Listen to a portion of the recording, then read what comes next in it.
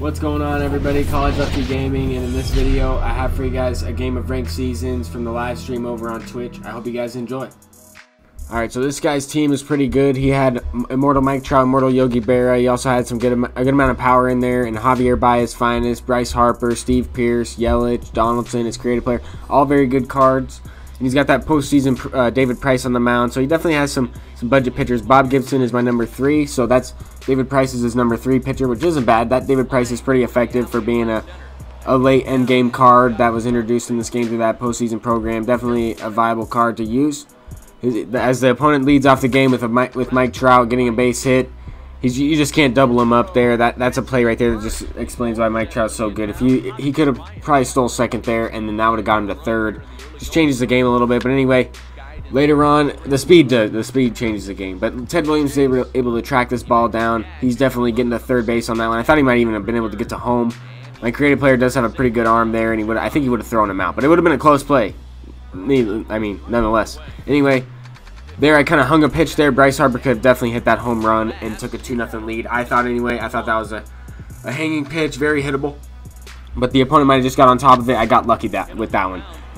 Here I thought that was going to be a hit. Anything that hits the left side with Mike Trout, I think it's going to be a base hit. I even said that on the live stream. That's the way it goes. But I have Griffey up here with 1 out, just getting underneath the baseball there. First inning didn't really do anything in this one, which is it's unfortunate. You want to try to get the pitcher's confidence down in the first inning.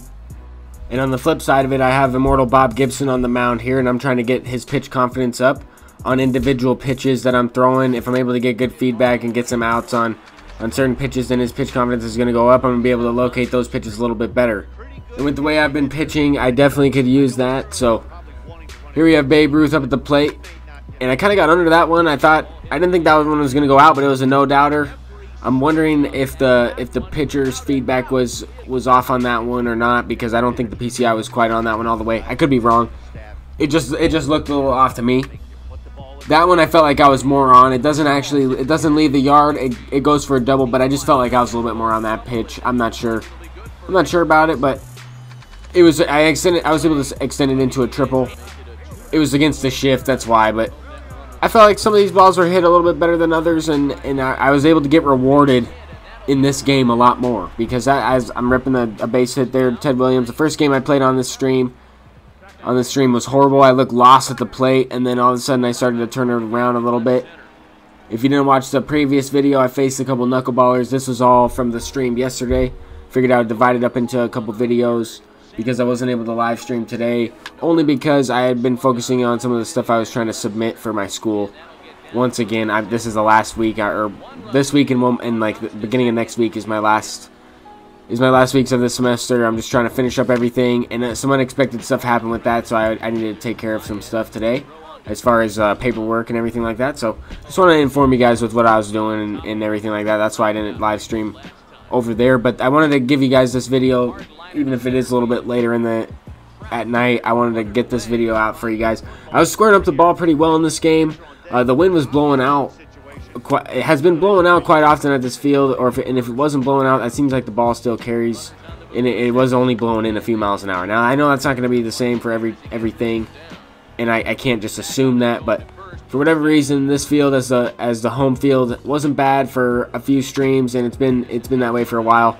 As the opponent finds a seeing eye single there with Trout, and Griffey decides to take a bounding dive there, a lunging effort trying to throw the ball. I definitely canceled it, but I didn't want him to dive with the ball. I don't know. Anyway, that pitch right there could have definitely done some damage. I thought it was a 3-run homer as soon as I threw it, making it a 4-3 game, and that's definitely that changes the game. A 3-run homer at that point in the game that early would really make his confidence, everything I worked up to in that point would make his confidence go down. I would lose a lot of, so probably have to take a mound visit, even if there is 2 outs, if I wanted to avoid anything else. And this opponent was also in the live stream. He did click on and join, and I wanted to show him this video in the sense that I gave him a piece of advice. He asked me for some tips. I gave him a piece of advice as maybe he should have taken a mound visit in this game.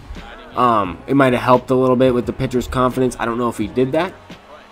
But anyway, as far as this opponent's playing well. He was hitting the ball well. I could tell he was a good player. He wasn't. It didn't seem like he was getting rewarded. So seemed like it was a one-sided game where I was getting rewarded more than he was, even though he was squaring up the ball. And he even said multiple times in chat that he hit that ball perfectly. And I was confused. And that happens all the time. I mean, we've all been on the flip side of that, and that's the way the game goes sometimes. So I definitely understand that this game could have easily have some runs here. This could be a 7-4, 7-5 game. That if that one goes out and the other ones go out, like Baez and everything. I mean, if he takes advantage of the opportunities that he had in scoring position, and the thing is, he might have hit the ball well in those situations and just didn't get rewarded. That's how MLB The Show is.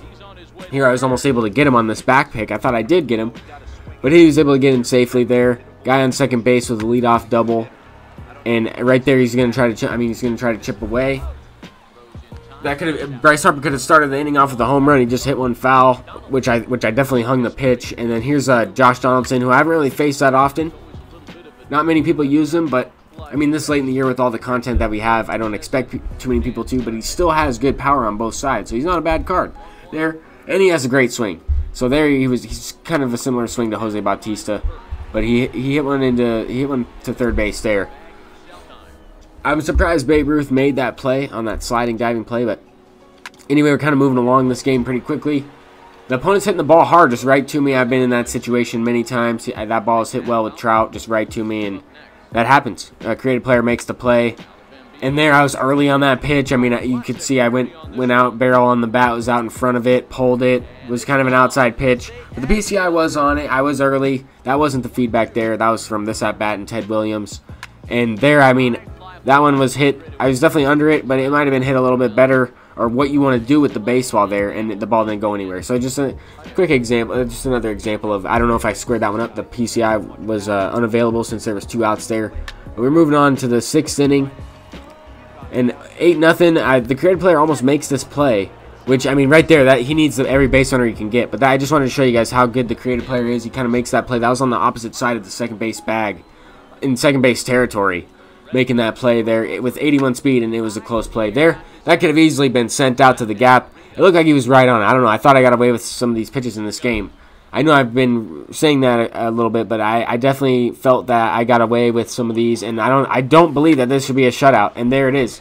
He hits one out, and I didn't think I deserved to shut this dude out. I mean, this could be a tie game at this point. I mean, depending on what happened earlier in the game.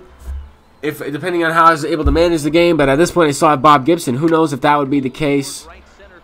It's just everything. That's baseball. Everything in this game, stuff like that changes, and with the more randomness, the more widgets you have, it just makes it tougher. It just changes the outcome of the game. That's how I see it anyway. That's how I analyze the game, and even on stream, I talk about it like that. I'll say that this is a game-changing play, or that was a game-changing at bat. I feel like I need to do this, or I need to do that. If I don't take this guy out, he might give up a hit, type of thing like that. I kind of analyze what goes on in the game. And, I mean, that might be just the nerd in me. That's how I am. I'm a big baseball fan. That's just a little bit about how I approach this. Babe Ruth hitting the second home run of the game there. Felt like I was a little bit late on that one. I went away with the ball, and the pitch was kind of thrown over the middle. It did say good there. 105, but it's hard to tell on the feedback when you swing. That one, I don't know if I really went down and got that one. I was struggling with the low in slider all day yesterday. Really looked lost at the low in slider. I faced Blake Snell in the first game that I played. If you guys see that in the live stream, you'll see me get destroyed by Blake Snell. I think I had like 3 hits in that one. So I wasn't expecting to hit the ball like I did in this game. So that's why I was just kind of just talking about baseball during this one.